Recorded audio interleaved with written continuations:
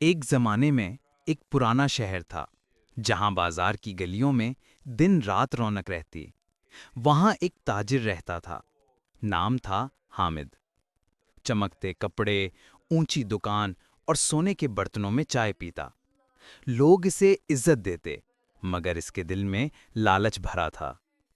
बस थोड़ा सा और मिल जाए, फिर मैं सबसे अमीर हो जाऊंगा। एक रात जब सब सो गए, हामिद अपनी दुकान में तन्हा बैठा था। अचानक नीली रोशनी कमरे में फैल गई।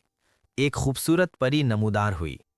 परी बोली, हामिद, तुम्हें दौलत चाहिए, मगर एक शर्त पर। अगर तुम हमेशा सच बोलोगे तो सोना मिलेगा, लेकिन अगर झूठ बोला तो सब खत्म हो जाएगा। हामिद ने वादा किया, मैं सच बोलूंगा।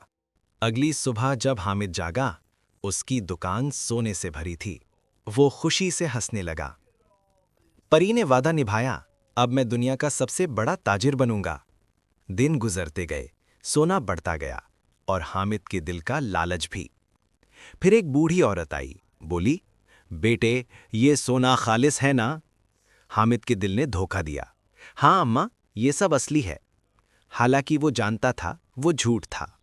अब हामिद के पास कुछ नहीं था, न दुकान, न दौलत, न नाम।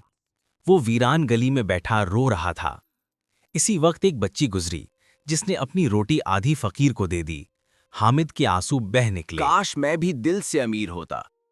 अचानक हवा में रोशनी फैली। परी की नर्म आवाज आई, अब तुमने सच सीख लिया है हामिद। दौलत खत्म हो जाती है, मगर नीयत हमेशा बाकी रहती है। और यूं लालची ताजर आखिरकार सच्चाई का खजाना पा गया। दुनिया ने इसे भुला दिया, मगर वो खुद को पा गया। इखलाक।